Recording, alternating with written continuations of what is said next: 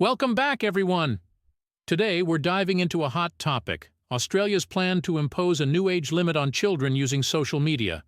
The Prime Minister, Anthony Albanese, made a bold statement on this just last Tuesday. That's right, Bill. He emphasized getting kids off their devices and encouraging them to get onto the footy fields instead. What's the proposal exactly? The proposal aims to ban children under a certain age, from 14 to 16, from logging into platforms like Facebook, Instagram, and TikTok. Albanese believes social media is a significant scourge affecting young people today. It sounds like a serious issue.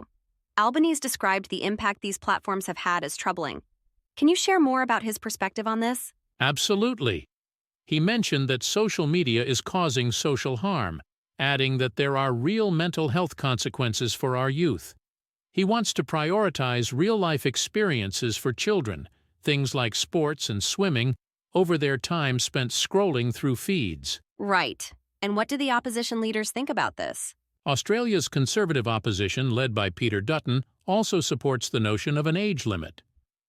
Dutton stated that delaying action leaves kids vulnerable to harms associated with social media. He calls for a more proactive approach than just relying on tech companies to self-enforce these limits. Speaking of enforcement, is there a concrete plan to actually verify ages online? This is where it gets tricky, Laura. Albanese mentioned that age verification trials would be underway soon. However, experts like Toby Murray, an associate professor from the University of Melbourne, expressed skepticism. He argues that current verification methods are often unreliable and too easy to circumvent. That makes sense. So if the technology isn't reliable, how can they effectively manage this age limit? Exactly. Analysts have warned that while regulating age limits sounds good in theory, it could actually harm young people's ability to engage meaningfully in the digital world. Daniel Angus from the Queensland University of Technology stated that such restrictions might create serious harm by excluding troubled youths from beneficial online communities. It sounds like we need to be cautious. Samantha Schultz, a senior sociologist at University of Adelaide, has a different take, right? Spot on. She believes that while boundaries are necessary, targeting young people isn't the solution. Instead, she argues we should be focusing on regulating the irresponsible practices of the social media platforms themselves. After all, social media is deeply embedded in the lives of today's youth. That sounds like a challenge.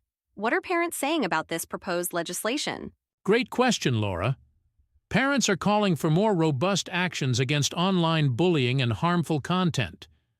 Albanese shared their concerns, stating that social media companies need to take responsibility in ensuring the safety of young users. So, it seems like the government is determined to hold these companies accountable. Are they facing any challenges from these tech giants? Absolutely, Laura. Australia is leading the charge globally to regulate social media platforms.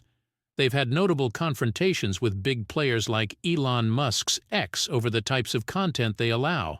This sounds like more than just a simple age limit. It's a complex issue wrapped in social responsibility and mental health concerns. You said it. It's about finding a balance between protecting our youth and allowing them the freedom to navigate their digital landscape safely. Well, it seems the debate will continue as they prepare to introduce this federal legislation later this year. Indeed. We'll be keeping an eye on this situation as it develops. Thanks for tuning in, everyone. Stay safe out there, and let's hope for a resolution that prioritizes the well-being of our youth. Bye for now. Don't forget to share your thoughts in the comments below.